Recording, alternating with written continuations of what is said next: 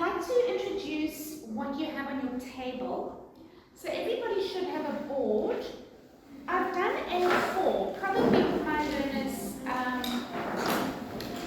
grade 7 plus. I would go A3, but you can also do A4, it's up to you. I just like things a little bit bigger. You should also have some examples of drawing techniques. So some photo copies that look like that.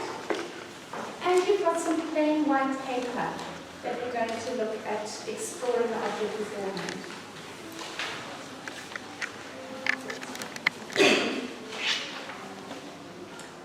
Okay, so Sipa Setu insists on putting white oil pastel, covering the card in white oil pastel, and then using acrylic drawing ink on top of it, because that's what works for him.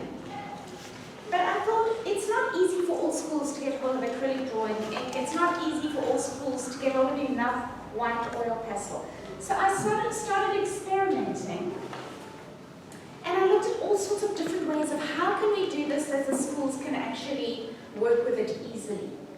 And the easiest way is actually with a wax candle. This was the thing that worked the best. Not wax crayons.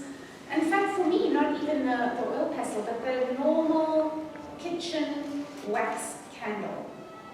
And black powder paint, which I've actually mixed on your table. So if you all find your wax candle and your powder paint. And then into the powder paint, I put a couple of drops of sunlight soap, sunlight liquid. Now what that seems to do is it seems to get the paint to bind to the wax. So you put a layer of wax on your card, then the powder paint with a couple of drops of sunlight liquid, and then you paint that on. So the liquid seems to bind it to the wax, and it also helps when you scratch so that it doesn't crackle off. And that's it. It really became one of the easiest methods to use. You will also find on your table some normal sandpaper, and this is a little bit of an experiment. I actually saw it in one of my videos. You can't really control it, but if you scratch into the scraper board with the sandpaper, you get these lovely kind of really organic scratchy marks. So you might want to try that as well. And then everybody should have a stick, a society stick like that. So having looked at numerous different videos, you can get all sorts of special pens and things to scratch with them. You can use razor blades, and you can use pins, and you can use really expensive numbers. I actually found that this can do most of the things that everything else can do. You just need a little bit more patience. So on the one end it's pointy, and on the other end it is flat. So you can get the thicker lines and you can get the more pointy lines.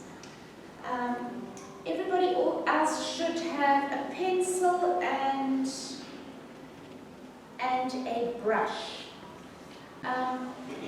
The children can certainly use these brushes. It's just a little bit easier to use the bigger ones and a little bit quicker if you've got them.